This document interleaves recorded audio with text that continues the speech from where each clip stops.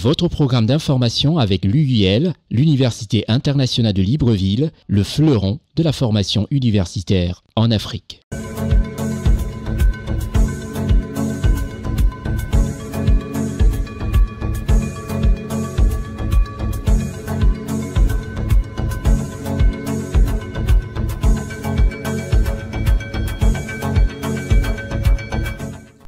Merci d'être au rendez-vous panafricain de l'information politique, économique et surtout touristique. Je suis Constieka. Pendant 60 minutes, nous aurons un bonheur partagé d'écouter et de regarder toute l'information du continent qui nous amènera au Congo, au Gabon, au Mali, au Tchad, au Sénégal, en Côte d'Ivoire, au Cameroun et aussi en France où a été brillamment représentée la Côte d'Ivoire par un de nos ministres, un ministre efficace qui parle du bâtiment et du climat. Cette émission n'est autre qu'une plateforme qui vous permet de suivre comme ça toute l'actualité panafricaine. Et quand on parlera du Congo, ce sera une manière d'apprécier les prouesses que fait C-Direct, notre partenaire du côté du Congo. Pour l'heure, l'émission, c'est le Constieka All Week News. Merci d'être des nôtres. Tout de suite, le Cameroun, le pays du président Paul Biya. Au Cameroun, la célébration du 8 mars à Douala, une célébration pour marquer la 39e édition de la Journée des droits de la femme de manière assez spéciale. Quand on sait qu'au Cameroun, cette journée est toujours assez spéciale. Des pagnes sont confectionnées pour les défiler dans toutes les régions du Cameroun. Allons-y voir ce qui s'est passé à Douala pour ce 8 mars, Journée mondiale des droits de la femme, la Journée internationale des droits de la femme, sous la caméra de Stéphane Négou et un reportage de Raoul Sankoué. La célébration de la 39e édition de la Journée internationale des droits de la femme était riche en couleurs et en engagement dans la ville de Douala, capitale économique du Cameroun. Les femmes parées de leur pagne du 8 mars aux couleurs vert, rouge, jaune se sont retrouvées à la place du défilé de la BCK, autour du gouverneur de la région du littoral, Samuel Dieudonné Iva Dibois, du maire de la ville, du préfet départemental du Vouri, les autorités traditionnelles et religieuses, ainsi que plusieurs autres personnalités pour inviter ces derniers à investir davantage en faveur des femmes afin d'accélérer le rythme du développement du pays. Le gouverneur de la région du littoral n'a d'ailleurs pas manqué d'encourager les femmes dans leurs actions. Qu'il me soit tout d'abord permis de dire merci à Madame déléguée régionale la promotion de la femme de la famille pour ses propos aimables tenus à mon endroit, ainsi qu'à l'ensemble des personnalités ici rassemblées à la tribune. Je m'empresserai de rassurer Madame le délégué que le mari n'est nullement ennemi de la femme et que le premier mari de la femme, c'est le mari.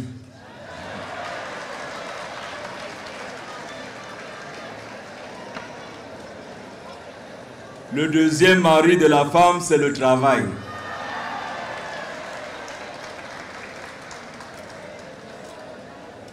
Qu'il vous plaise d'interroger toutes les dames qui n'ont pas de mari et qui vous diront que son premier mari, c'est le travail, c'est faux. Elles sont à la recherche d'un mari.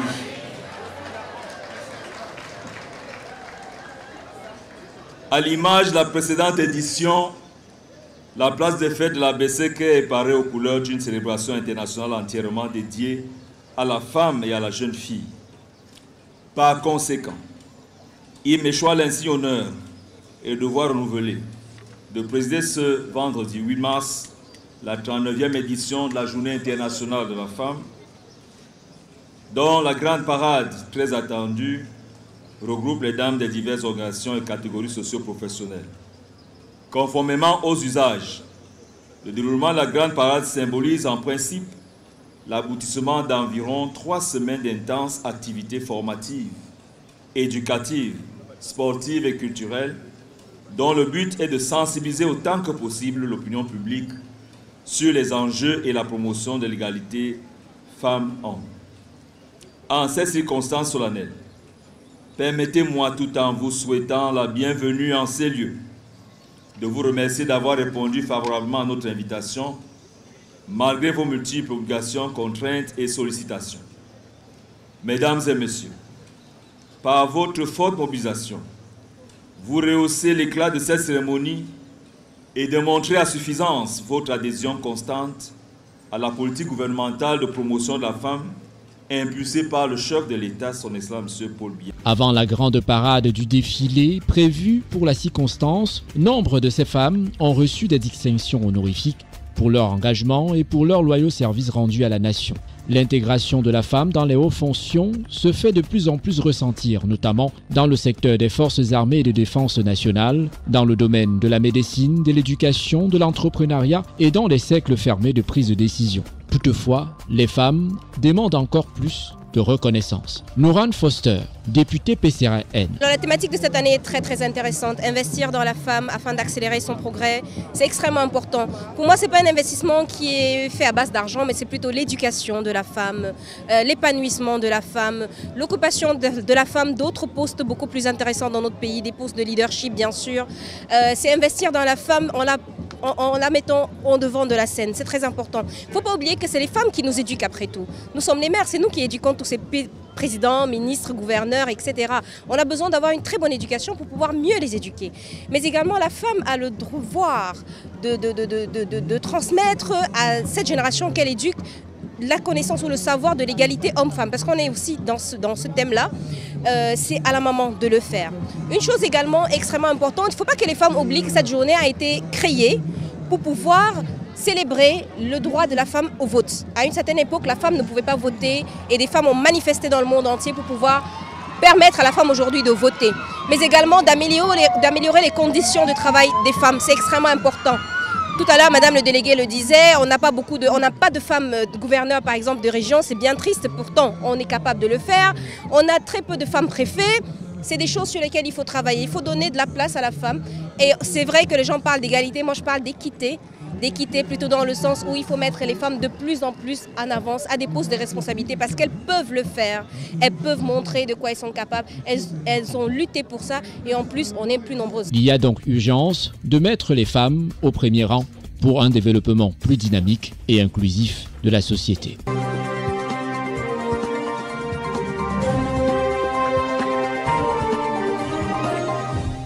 Après ce 8 mars célébré avec faste, et c'était ainsi dans toutes les 10 régions du Cameroun, les femmes drapées dans leurs nouveaux pagnes, les pagnes du 8 mars, nous nous rendons du côté de la France.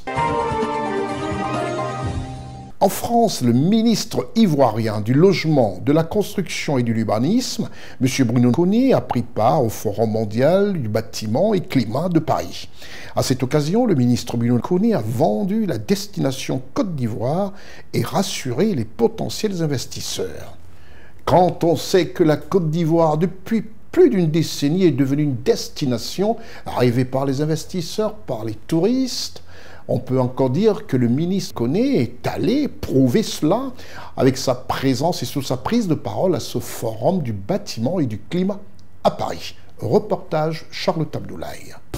Le secteur du bâtiment et de la construction représente 37% des émissions mondiales de gaz à effet de serre. L'impact des bâtiments sur le climat devrait s'accroître au cours des prochaines décennies en raison de la croissance rapide, en particulier dans les zones urbaines des pays du Sud. Il est donc plus urgent que jamais de changer la façon dont l'humanité construit et utilise les bâtiments. Une urgence qui prend tout son sens dans la tenue de ce premier forum mondial bâtiment et climat de Paris qui a eu lieu du 7 au 8 mars 2024 à Paris, en France. Sous la direction du ministre Bruno Nabagné-Koné, une délégation ivoirienne a participé à ce premier forum mondial sur les bâtiments et climat de Paris, co-organisé par le gouvernement français et le programme des Nations Unies avec le soutien de l'Alliance mondiale pour les bâtiments et la construction, Global ABC. Il a réuni plus de 1300 participants. Les ministres en charge de la construction et de l'environnement issus de 70 pays ont réfléchi à des actions concrètes. Le ministre ivoirien de la construction, du logement et de l'urbanisme, M. Bruno Nabagné-Koné, invité d'honneur à ce forum, a endossé la déclaration de Chaillot. Nous sommes exprimés au nom de la Côte d'Ivoire pour dire notre soutien fort à cette déclaration de Chaillot, mais nous nous sommes également exprimés au nom des membres de l'Alliance que nous conduisons au niveau africain. Donc nous continuons d'être dans cette mouvance-là, de porter la voix africaine pour tout ce qui concerne l'action des ministres en charge de l'urbain dans le domaine climatique. Les ministres signataires de la déclaration de Chaillot ont rappelé qu'avec l'accélération du changement climatique, les bâtiments seront de plus en plus exposés aux risques liés au climat. Ces risques touchent en particulier les pays et villes en voie de développement. D'après le ministre ivoirien de la Construction, du Logement et de l'Urbanisme, M. Bruno Nabagné-Koné, derrière l'enjeu climatique se trouve un enfouissement économique qui nécessite l'implication des décideurs locaux africains. Nous avons évidemment entrepris un grand nombre d'actions au plan local, mais nous avons également besoin du soutien de l'international, du soutien au plan technique, du soutien au plan financier. Et nous nous sommes enrichis très fortement à l'occasion des échanges que nous avons eus ici, l'expérience des uns et des autres sur les actions menées. Et puis nous en profitons également pour lever le plus haut possible le drapeau de notre pays, parce que chaque occasion de ce type permet à la Côte d'Ivoire de s'affirmer, d'affirmer son leadership. La déclaration de Chaillot est essentiellement consacrée à l'atténuation des émissions de CO2 dans le secteur du bâtiment qui comptabilise à lui seul près de 21% de l'émission de GES, gaz à effet de serre, et l'adaptation aux impacts du dérèglement climatique. Elle comporte également des paragraphes sur les économies d'eau et d'énergie, la réduction autant que possible des installations de climatisation en privilégiant la circulation d'air à l'intérieur des bâtiments.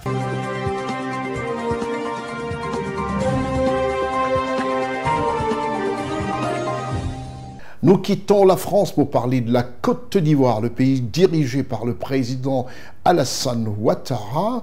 Ce pays qui aujourd'hui fait courir presque toute la planète, toute l'Afrique, de par les nombreux visiteurs et aussi par ceux qui veulent investir. Et c'est ainsi que la visite du ministre ivoirien du Logement a été encore une manière de rassurer les potentiels investisseurs, et ceux qui y sont déjà ont l'habitude. Le président de la République, son Excellence Alassane Ouattara, comme j'ai eu coutume de dire, parle peu, agit énormément, reçoit énormément des politiciens, des hommes d'affaires, des grandes multinationales. Il est au four et au moulin pour essayer d'apporter ce bonheur aux Ivoiriens. Et ce bonheur s'est traduit aussi par l'entretien qu'il a accordé à une grande délégation conduite par son président, à savoir le PDCI-RDA au palais présidentiel de la République de Côte d'Ivoire. La délégation du PDCI-RDA, conduite par leur président honoraire, a été reçue par le président, son Excellence Alassane Ouattara, chef de l'État au palais présidentiel. À l'ordre du jour, il y avait la présentation du nouveau président élu du PDCI, à savoir M. Cheikh Tidiane Thiam, et ensemble, ils ont évoqué les obsèques du président Henri Konan Bédié.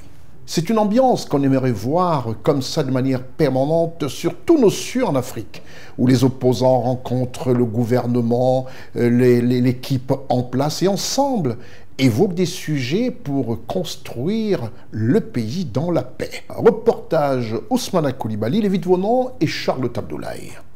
Le président de la République de Côte d'Ivoire, son Excellence Alassane Ouattara, s'est entretenu ce lundi 11 mars 2024 à 12h au palais de la présidence de la République, au plateau à Abidjan, avec le nouveau président élu du Parti démocratique de Côte d'Ivoire, Rassemblement démocratique africain, PDCI-RDA, M. Cheikh Tidiane Thiam. Le chef de l'État ivoirien, son Excellence Alassane Ouattara, a indiqué que le président honoraire du PDCI-RDA, le doyen Philippe Kopli-Boni, est venu lui présenter le nouveau président de cette formation politique, M. Cheikh Tidiane Thiam, élu en décembre 2023, en remplaçant du président Henri Konan Bédié, décédé le 1er août 2023. Il a souligné que cette visite est un moment important pour la Côte d'Ivoire parce que le PDCI-RDA, dont il a été le numéro 2 quand il était Premier ministre de 1990 à 1993, est un parti auquel il est particulièrement attaché, avec lequel le RHDP a des relations fortes, étroites, avec la même philosophie et la même vision pour une Côte d'Ivoire en paix, stable et prospère. Je viens de recevoir une délégation du PDCI, le président honoraire du PDCI, le doyen Kopli-Boni, est venu me présenter le président du PDCI qui a été élu il y a quelques semaines comme président du PDCI, en remplacement donc de mon frère aîné, le président Henri Konan Bédié. Alors, évidemment, c'est un moment important pour la Côte d'Ivoire parce que, comme beaucoup d'entre vous le savent, Moi-même, j'ai été numéro 2 du PDCI quand j'étais Premier ministre de 90 à 93. Donc c'est un parti auquel je suis particulièrement attaché. Et c'est un parti avec lequel le RHDP a des relations fortes, étroites, la même philosophie, la même vision pour une Côte d'Ivoire en paix, stable et prospère. Le président Thiam, que je connais, est donc le président élu du PDCI-RDA, et je pense qu'il va beaucoup apporter à ce parti. Et nous avons donc échangé sur notre vision du pays, faire en sorte que ce pays continue dans la paix et que les choses se déroulent conformément à la vision commune que nous avons de la démocratie et de la paix pour la Côte d'Ivoire. Le président Thiam nous a également informé de la décision de la famille du président Henri Konan Bédié et du PDCI de la période des obsèques de feu le président Henri Konan Bédié, mon aîné. Et la date, je crois, est fixée du 20 mai au 2 juin de cette année. Donc je voudrais dire que, bien évidemment, la présidence jouera toute sa part. Et moi-même, en tant que jeune frère du le président Henri Konan Bédié, je serai disponible pour apporter tout mon soutien à ces obsèques. Monsieur le Président, toutes mes félicitations pour votre élection. Vous pouvez compter sur moi, non seulement en tant que chef de l'État, mais également en tant que président du RHDP. Je vous laisse la parole. Le président élu du PDCI-RDA, M. Cheikh Tidiane Thiam, a indiqué être venu présenter ses civilités au chef de l'État, solliciter ses conseils pour la nouvelle mission et échanger avec lui sur les visions d'une Côte d'Ivoire en paix, ainsi que sur les obsèques du président Henri Konan Bédié, prévues du 20 mai au 2 juin 2024. Merci, Monsieur le Président. Monsieur le Président, Mesdames, Messieurs, comme le Président de la République vient de l'indiquer, nous avons eu l'honneur d'être reçus par lui ce matin.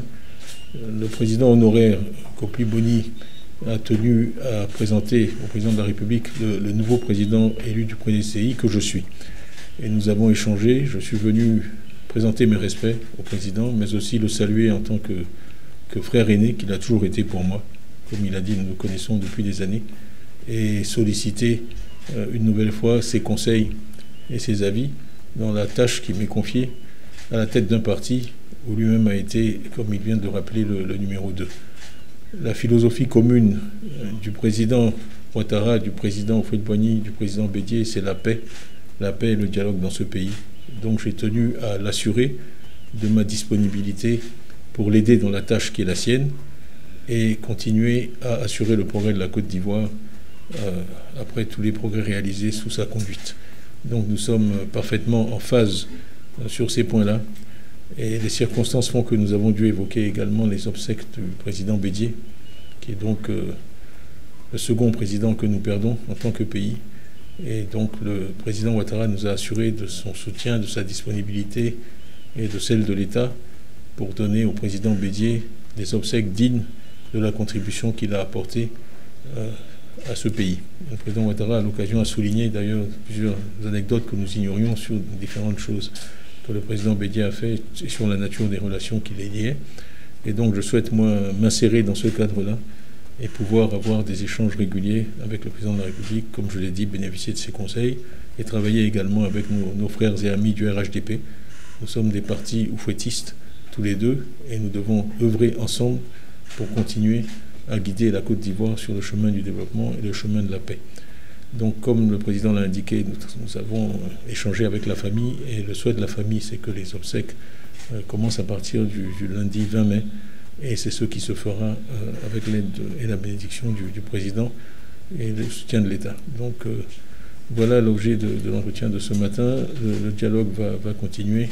j'en suis certain, dans les mois qui viennent, et nous vous tiendrons au courant à chaque fois de l'évolution des choses. Et merci pour votre présence ce matin et merci Monsieur le Président. Pour terminer, le président de la République de Côte d'Ivoire, Son Excellence Alassane Ouattara, a félicité M. Cheikh Tidiane Thiam pour son élection à la tête du PDCI-RDA et l'a assuré de tout son soutien, non seulement en tant que chef de l'État, mais également en tant que président du RHTP, Rassemblement des Oufouettistes pour la démocratie et la paix.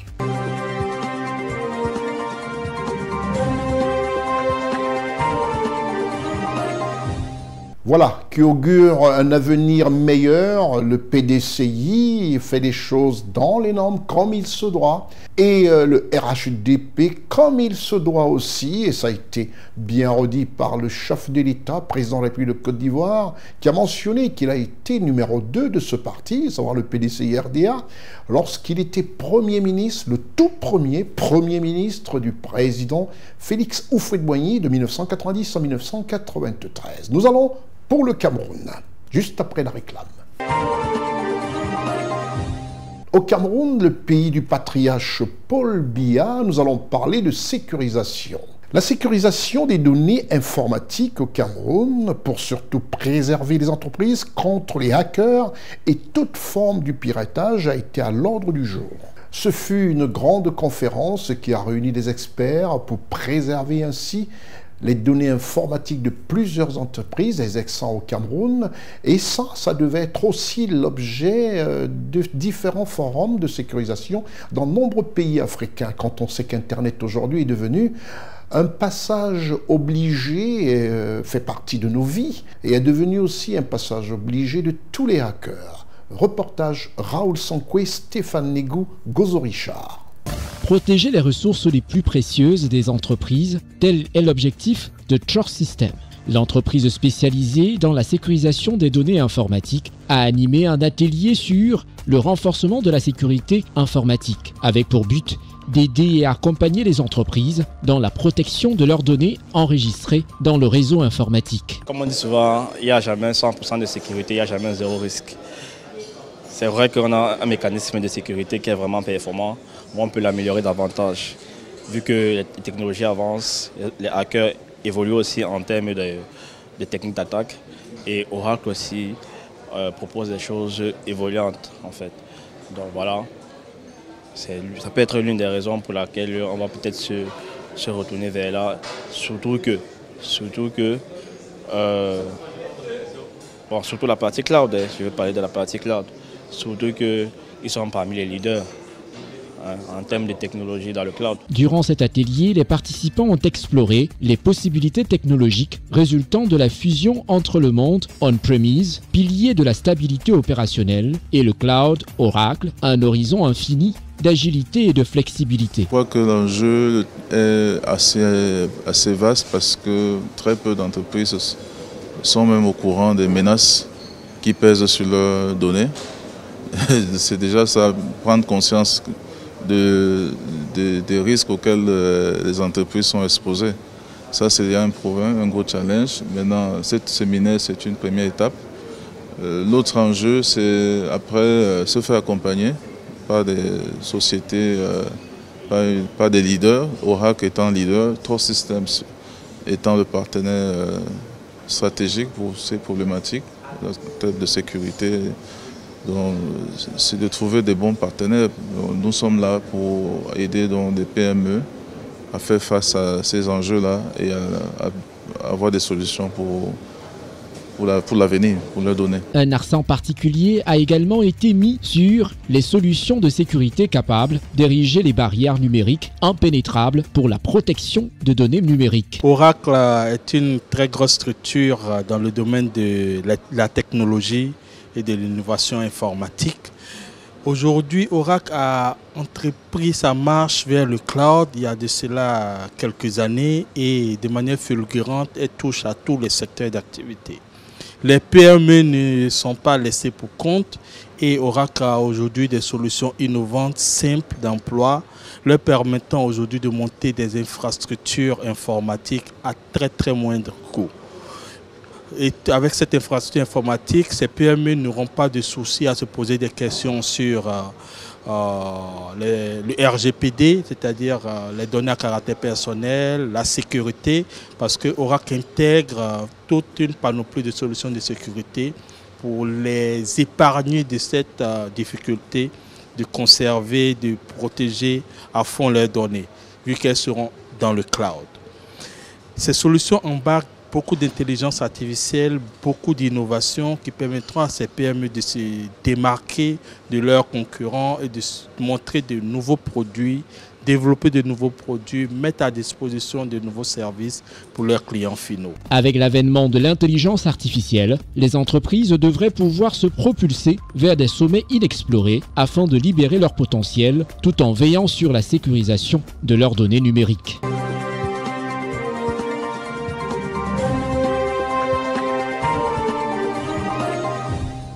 Voilà qui fait plaisir à toute la planète qui regarde ce programme constitué Call Week News. Et merci comme ça à ceux qui ont organisé ce forum sur la protection, la sécurisation des données informatiques. On espère que ce type de forum se répandra dans tout le continent africain et mieux encore, de permettre à des étudiants, à nos jeunes, d'apprendre l'outil informatique. Et c'est le cas ici de remercier tous qui passeront par l'Université internationale de Libreville, notre partenaire officiel. L'Université internationale de Libreville, reconnue d'utilité publique grâce à son partenariat avec l'État, est un établissement privé d'enseignement supérieur à vocation scientifique et technologique composé, entre autres, de l'École polytechnique de Libreville, de la Faculté de droit et des sciences politiques, de l'Institut international de recherche biomédicale et biotechnologie, de l'Institut supérieur de gestion et d'économie appliquée. Et sa toute nouvelle école de médecine et de pharmacie. Son ouverture sur le monde du fait de ses partenariats avec les prestigieuses universités et institutions internationales lui permettent de s'arrimer à plusieurs systèmes de formation et de délivrer des diplômes reconnus. DUT, licence, ingénieur, master recherche et professionnel, exécutive MBA, doctorat. Venez vous former à l'exécutive MBA de l'UQAM Canada au métier de l'économie, gestion, du droit et de la science politique de l'industrie médicale et pharmaceutique. Devenez technicien supérieur ou ingénieur à l'Université internationale de Libreville, le fleuron de la formation universitaire en Afrique.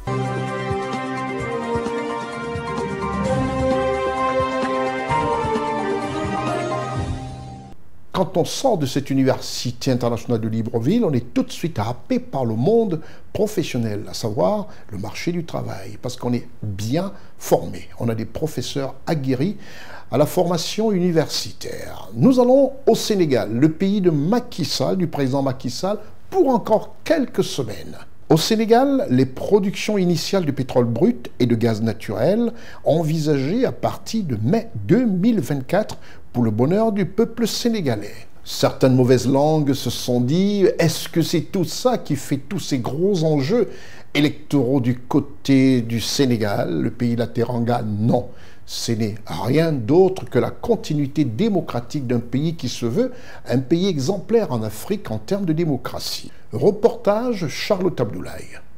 Il est un peu plus de 10 heures quand l'hélicoptère transportant à son bord M. Antoine Félix Abdoulaye Diome, ministre du Pétrole et des Énergies du Sénégal et sa délégation a atterri sur le FPSO Léopold Sédar Senghor. L'unité flottante de production, de stockage et de déchargement du gaz naturel liquéfié du projet GTA est arrivée sur le champ pétrolier de Sangomar le 10 février dernier. Pour ce qui est du projet pétrolier Sangomar, il affiche un niveau d'avancement de l'ordre de 95%. Le FPSO Léopold Sédar Senghor ayant été livré en février dernier, les parties prenantes prévoient la production initiale du site entre mai et juillet 2024. La visite du ministre du Pétrole et des Énergies du Sénégal, M. Antoine Félix Abdoulaye Diome, sur le FPSO Léopold Sédar Senghor, a commencé par la présentation du site des opérations, ensuite visite guidée des différentes installations unités flottantes de production, de stockage et de déchargement du gaz naturel liquéfié. Après une visite guidée, nous avons pu nous rendre compte sur site de l'avancée du projet. Et en ayant fait le point, on s'est rendu compte que le taux de réalisation global est de 95% pour un premier baril attendu entre le mois de mai et le mois de juillet 2024. Et j'ai insisté au nom de son Excellence, Monsieur le Président de la République Macky Sall, parce qu'il y tient, il tient à ce que le First Oil soit livré conformément au calendrier qui a été retenu et les ingénieurs qui sont sur site s'attellent à l'atteinte de cet objectif. Et ils ont tenu des propos très rassurants parce qu'ils ont effectivement expliqué que le chantier se passe, l'exécution du chantier s'effectue normalement. L'État du Sénégal et la filiale Woodside Energy, opérateur du projet Sangomar, ont franchi une nouvelle étape dans l'exploitation du pétrole. Notre bassin sédimentaire est encore sous-exploré. Sur un ensemble de 32 blocs répartis sur le territoire terrestre et le territoire maritime, 21 blocs sont encore libres. Pour les blocs qui font l'objet d'attribution et pour ceux sur lesquels des découvertes ont été déjà réalisées, il y a beaucoup de choses encore à apprendre et à découvrir au fur et à mesure que l'exploitation se fera. Un peu plus d'une vingtaine de Sénégalais travaillent actuellement sur la plateforme, l'une des composantes du FPSO Léopold Sédar Senghor, et l'unité de comptage. Elle permet de bien préserver les intérêts du Sénégal. Quand on sort le pétrole, il faut savoir qu'est-ce qui est sorti, qu'est-ce qui est traité et qu'est-ce qui est commercialisé.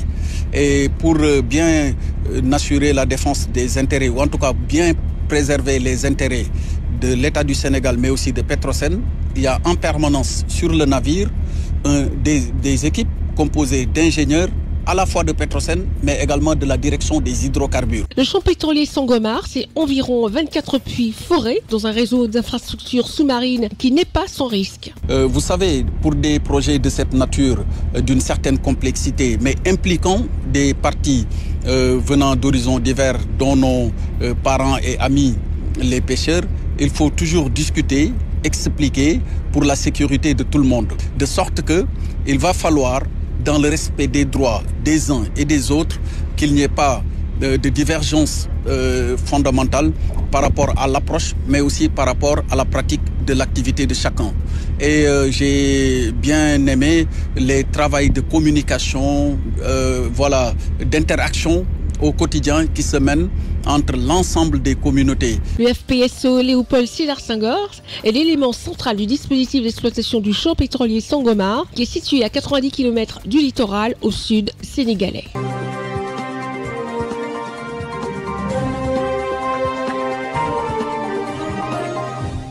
Voilà, un pays aujourd'hui, comme nombreux pays africains qui sont aujourd'hui des gîtes où on découvre énormément de produits, des ressources minières, pétrolières. Nous allons au Tchad, le pays du général Mahamat Idriss Déby Itno. Le président de la transition, président de la République du Tchad, le général Mahamat Idriss Déby Itno, qui est, je le disais tantôt, candidat à sa propre succession aux prochaines élections présidentielles, compatit avec la famille du général Youssouf Nassour Abdoulaye. Comme pour dire oui à la politique, mais aussi à la compassion quand il s'agit de la perte d'un des membres de cette grande famille tchadienne. Reportage Charlotte Abdoulaye.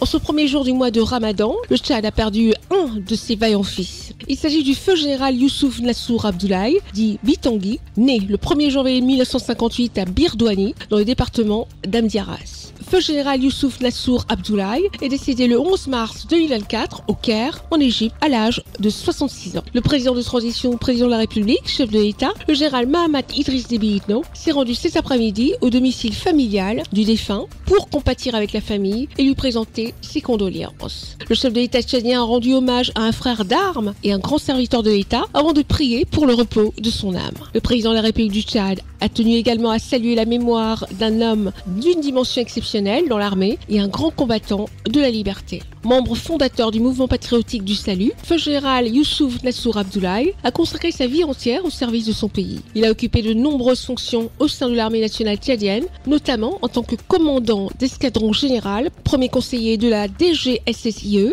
et officier de liaison. En 2022, il a été admis à la retraite avec le grade et l'appellation de général de division.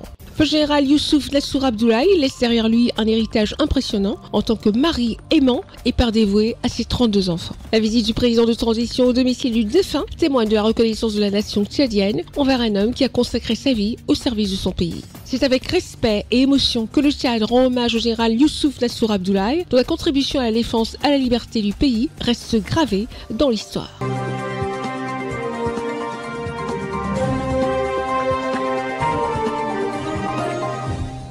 Après le Tchad, retour en Côte d'Ivoire, sans omettre de remercier ma jeune équipe dirigée par Ousmane Coulibaly, les Vite-Vonants, qui sont toujours en train de sillonner et de capter tout ce qu'il y a de mieux pour vous, vous qui prenez de votre temps pour regarder ce programme constitué Carl-Week News, qui est cette émission hebdomadaire qui vous est proposée, vous permettant de comprendre et de mieux comprendre, pour ne pas me répéter, le continent africain et surtout les mérites de nos chefs d'État. Retour en Côte d'Ivoire où nous allons parler de ce mois de jeûne, cette période de jeûne. Commencé pour les chrétiens, le jeûne chrétien depuis le 14 février et depuis le 11 rattrapé par le ramadan des musulmans. En fait, aujourd'hui, dans presque la quasi-totalité de l'Afrique, et même je dirais du monde, les musulmans et les chrétiens sont tous en un mois de jeûne. Un moment de grand apport, un moment de soutien, un moment de pardon pour les uns et les autres, pour ne pas dire que aimons-nous les uns les autres en cette période de grande réflexion, de remise en cause de soi et de présentation à Dieu le Père de tous nos péchés. La Côte d'Ivoire, en pleine période de jeûne, comme je le disais tantôt, pour les chrétiens, commencé le 14 février, le 11 fut au tour des musulmans d'observer le ramadan. Le chef de l'État de Côte d'Ivoire, son Excellence Alassane Ouattara, soutient le COSIM et les communautés musulmanes avec des dons en kits alimentaires et numéraires. Reportage Ousmane Coulibaly, les Vite-Vonants et Charles Abdoulaye. Siégeant en réunion du bureau exécutif le mardi 12 mars 2024, le Conseil supérieur des imams des mosquées et des affaires islamiques a reçu la visite d'une délégation mandatée par le président de la République de Côte d'Ivoire, son Excellence Alassane Ouattara, pour remettre un don symbolique en kit alimentaire à la faveur du mois béni du Ramadan au COSIM. Ce don est composé d'une part de 354 tonnes de sucre et 386 tonnes de riz pour les communautés, fidèles et imams de Côte d'Ivoire. Selon M. Drissa Koné, conseiller spécial du président de la République, cet acte posé envers les fidèles musulmans a fait suite à la forte implication des communautés religieuses dans l'accomplissement des actions du chef de l'État ivoirien, son Excellence Alassane Ouattara, à développer le pays en ce qui concerne la vie de la nation. Chaque fois que de besoin, il vous a trouvé à ses côtés. Ainsi que pour toutes les prières incessantes que vous exécutez, que ce soit su ou pas, dans vos lieux de prière et chez vous-même. Soyez-en remerciés de la part du président.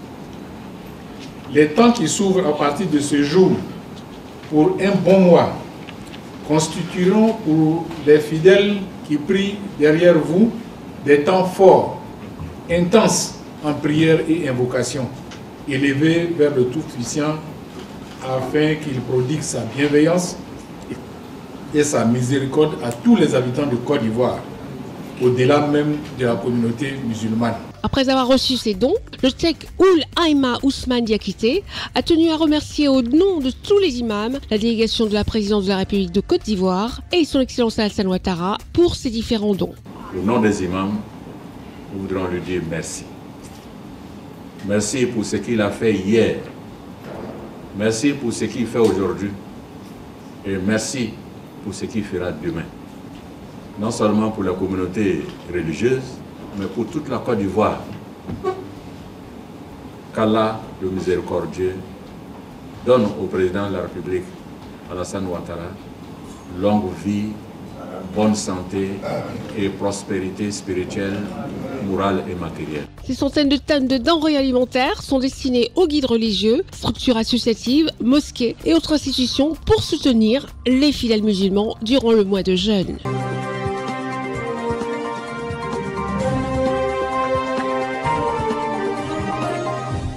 Pendant cette période de jeûne, toute l'équipe de CNN présente et souhaite un bon mois de Ramadan à tous les musulmans et une bonne continuité du jeûne du carême chrétien à tous les chrétiens, téléspectateurs et même ceux qui ne le sont pas de nos différents médias.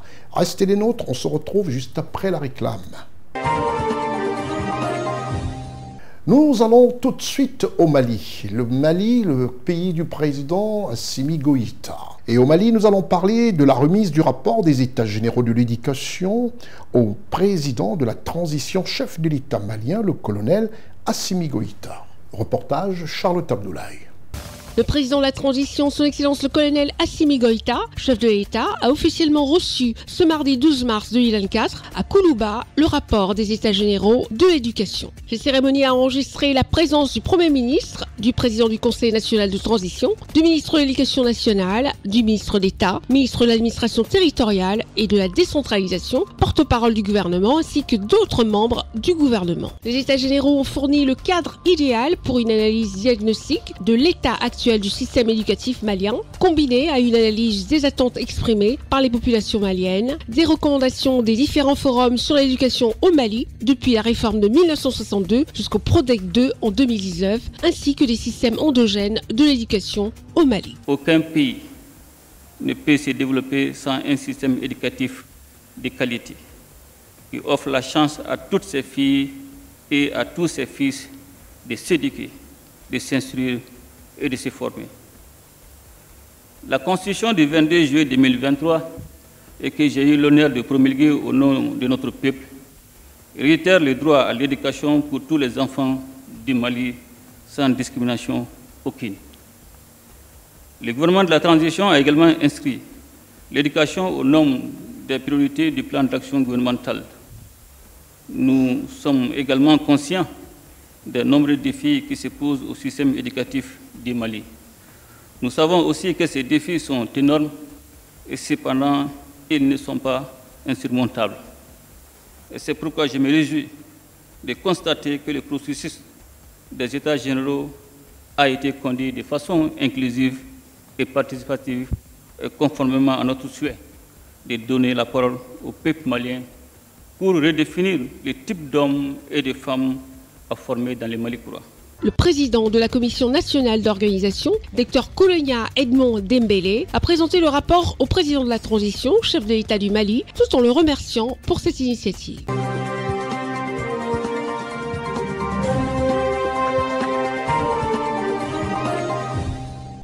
Après le Mali, nous faisons un petit saut en Afrique centrale, l'un des plus petits pays d'Afrique centrale, très riche, de par ses capacités, ses ressources, et très riche aussi de par l'exemple démocratique donné à la planète avec l'arrivée du président de transition, Brice Clotaire Oligui Nguema. Le Gabon est un pays aujourd'hui qui sert un tout petit peu d'exemple dans la maîtrise et dans la tenue du gouvernement, qui a un souci permanent, à savoir l'apport du bonheur au peuple gabonais. Le président de la transition, chef de l'État du Gabon, le général Brice Clotaire Oligui Nguema, a présidé une réunion sur la vie chère au Gabon.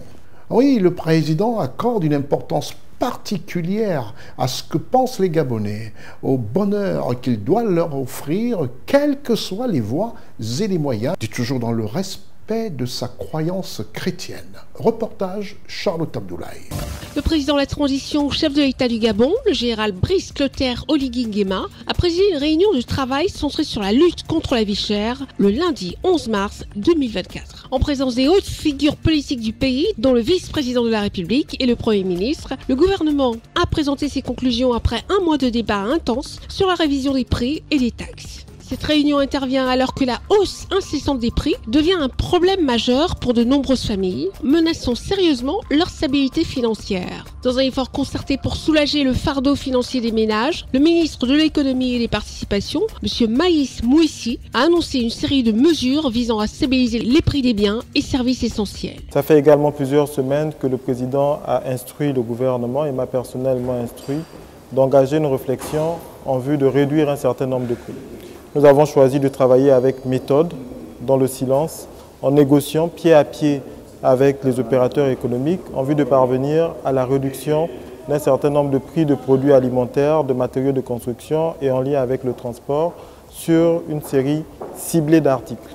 Nous sommes donc venus présenter au président les résultats de ces réflexions, les arrêtés qui ont été pris à la suite de ces travaux. Le principe étant de préserver le pouvoir d'achat des consommateurs, tout en se focalisant sur les facteurs qui participent à la flambée des prix, à trouver des mesures palliatives à ce fléau qui est considéré comme une récession économique. La vie chère dans notre pays a beaucoup de facteurs. Nous avons une économie extravertie qui importe une grande partie de ce que nous consommons sur le plan alimentaire. Ce qui fait que lorsque des producteurs étrangers augmentent les prix à l'étranger, nous avons une répercussion ici. Nous essayons de contrôler les prix par la fiscalité, mais lorsque les hausses à l'extérieur de notre pays sont beaucoup plus élevées, nous avons quelquefois des difficultés à les contenir. Donc là, nous avons accepté de faire en sorte que l'État perde 6 milliards de collecte de recettes. Ces 6 milliards, nous allons les injecter de façon à réduire à due proportion les dépenses de consommation des ménages via les baisses de prix que nous avons obtenues dans la négociation avec les opérateurs économiques. Pour soulager le fardeau financier des ménages au Gabon, une baisse considérable des produits de première nécessité sera observée dans les prochains jours. La baisse des prix va être effective à partir de lundi prochain. Nous allons laisser une semaine de grâce aux opérateurs pour se tenir informés de nouveaux prix. Nous allons mettre en place des brigades mobiles qui vont faire de la sensibilisation cette semaine.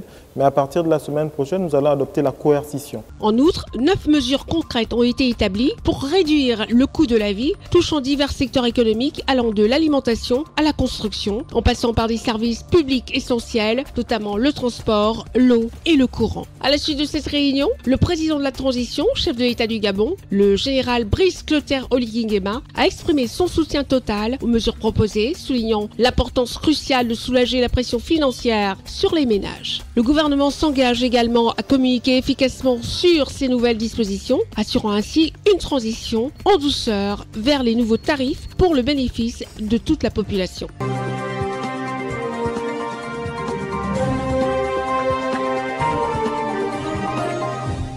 Après le Gabon, à vol d'oiseau, à peu près moins d'une heure de temps, nous allons au Congo. Le Congo-Brazzaville, celui dirigé par le président Denis Sassou Nguesso, président de la République du Congo. C'est le lieu ici pour nous de saluer l'excellent travail abattu par notre partenaire au Congo, la chaîne de télévision C-Direct, qui permet aux téléspectateurs d'Afrique et d'Europe de mieux connaître les implications du Congo-Brazzaville sur les problèmes du climat, avec la présence à différents forums de la planète de la ministre Arlette Soudan-Nono, ministre de l'Environnement, du Développement durable et du Bassin du Congo. Les activités du Premier ministre congolais, à savoir M.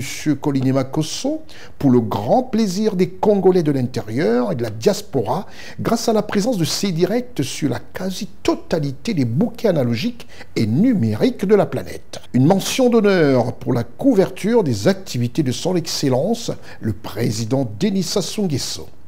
C-Direct a permis et permet comme ça depuis sa création de mieux comprendre les activités du président de la République congolaise, la modernisation de son pays, le Congo-Brazzaville, ainsi que la prise de conscience au quotidien à apporter le bonheur à ses compatriotes. Le patriotisme de ce direct que dirige brillamment son directeur général, M. Judy Gaël Moussirou, est à saluer. Son panafricanisme reconnu à travers notre collaboration, pour ne citer que celle-là, et son patriotisme inégalé font de ce média, C-Direct, la véritable fenêtre du Congo-Brazzaville qui s'ouvre au monde avec admiration. Je dirais comme son slogan, C-Direct, la télévision des deux Congos.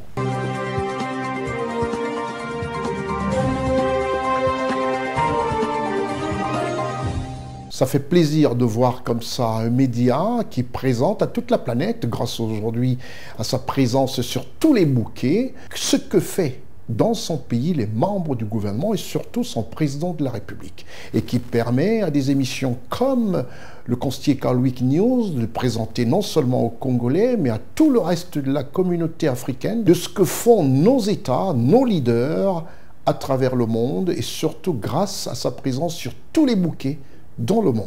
Nous allons tout de suite en Côte d'Ivoire. Retour en Côte d'Ivoire où nous allons parler du Conseil des ministres. Le président Alassane Ouattara qui a instauré dans son pays un Conseil des ministres hebdomadaire, contrairement à certains pays où les conseils des ministres se font rares. Suivez mon regard. À ce Conseil des ministres où ont pris part la quasi-totalité des ministres sous la direction du Premier ministre chef du gouvernement de la République de Côte d'Ivoire, M. Begré Mambé, le président de la République, dans son souci, a évoqué de nombreux points. Le Conseil des ministres du gouvernement de la République de Côte d'Ivoire qui prouve à souhait la prise totale de l'État des problèmes des populations de Côte d'Ivoire. En présence du chef de l'État, son Excellence Alassane Ouattara, il ressort de ce Conseil des ministres du 13 mars une bouffée d'oxygène en actes concrets pour les victimes des déguerpissements de la ville d'Abidjan.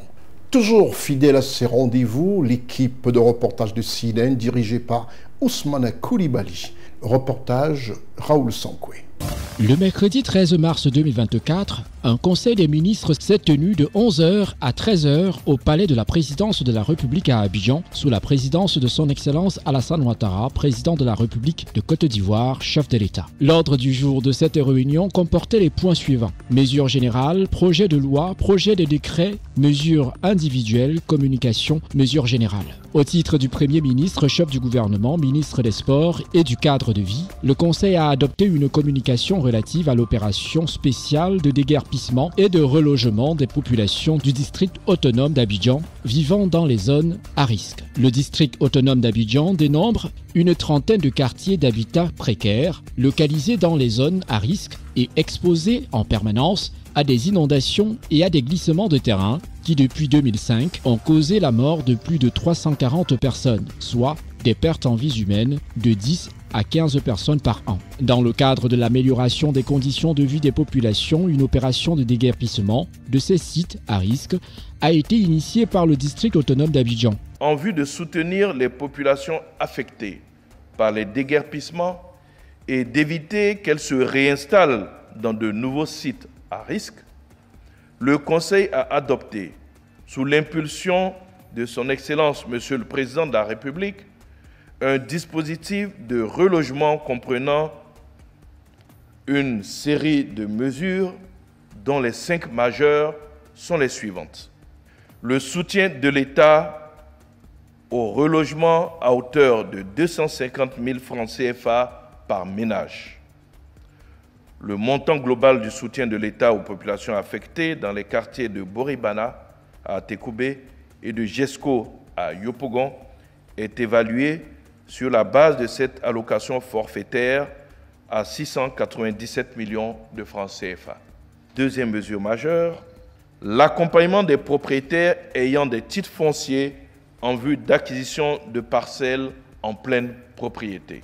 Troisième mesure majeure, la mise à disposition d'un terrain de 75 mètres carrés ou de 100 mètres carrés, selon la taille de la famille, avec la signature d'un bail amphithéotique sur une durée de 20 à 25 ans pour un loyer de 10 000 francs CFA par mois, au terme duquel les nationaux impactés deviendront propriétaires des terrains attribués. Un site potentiel pour le recasement a déjà été identifié. Les travaux d'urgence d'aménagement de voiries, d'adduction en eau et en électricité seront lancés incessamment pour un coût global de 15 milliards de francs CFA. Quatrième mesure majeure, l'allocation d'une aide à la construction d'un montant forfaitaire de 1 million de francs CFA par famille en vue de les accompagner dans la construction de leur maison. Le coût global de cette mesure est estimé à 3 milliards de francs CFA pour les ménages affectés dans les quartiers de Boribana à Tekoubé et de Jesco à Yopougon. Cinquième mesure majeure, la mise en place d'un dispositif spécial pour les personnes sans emploi. En outre, le Conseil a mis en place un organe spécial dénommé Cellule aménagement des quartiers précaires du district autonome d'Abidjan, logé à la primature pour assurer le suivi des déguerpissements. Cette cellule est spécialement chargée de la programmation des quartiers précaires à déguerpir, de la prise en charge et du relogement des familles affectées par les déguerpissements, ainsi que de l'examen des plans d'urbanisme des quartiers précaires déguerpis. Il y a des sites qui sont aujourd'hui identifiés.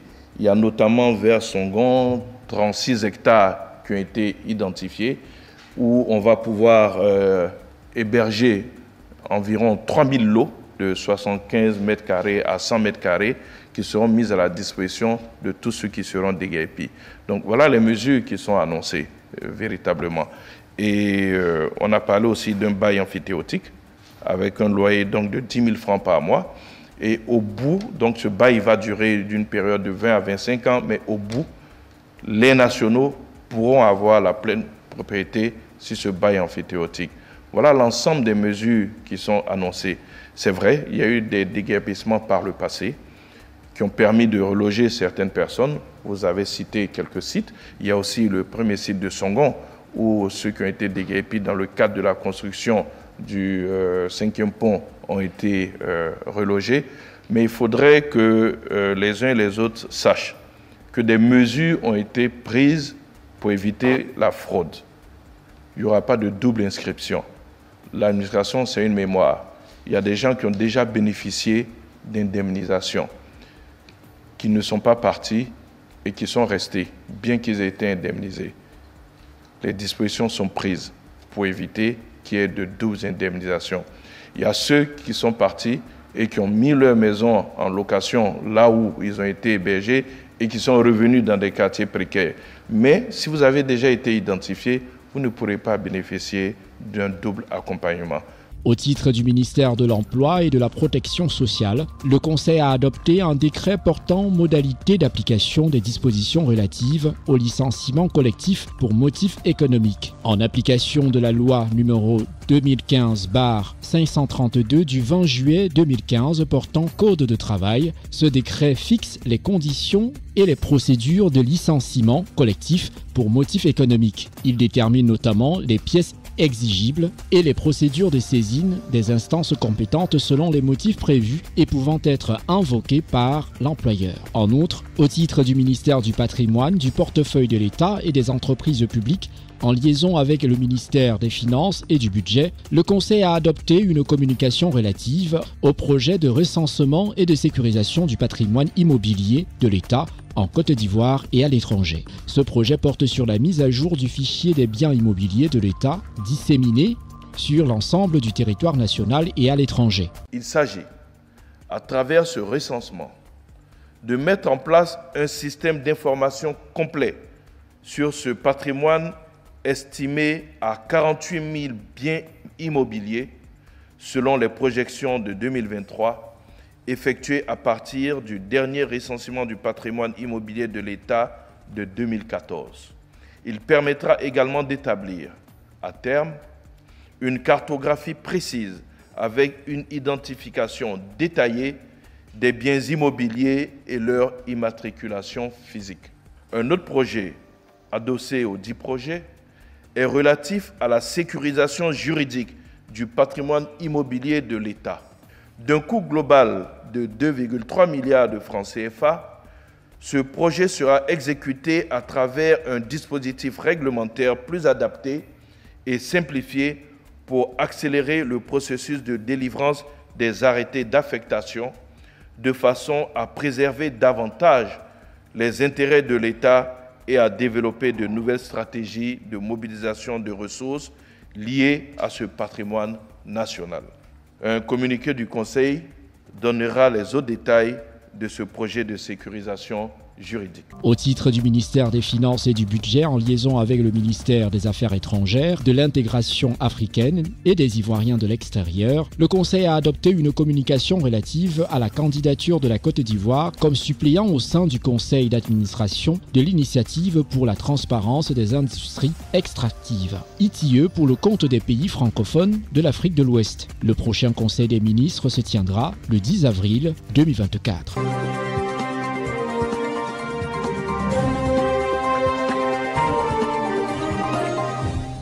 tout en vous remerciant d'avoir pris de votre temps pour regarder cette heure d'information politique, économique et touristique concernant l'Afrique et de voir ce que font nos différents leaders, nos différents chefs d'État et voir comment l'Afrique bouge. C'est le lieu pour moi de vous donner rendez-vous aux prochaines rediffusions et surtout 24 heures sur 24 sur www.cnntv.ci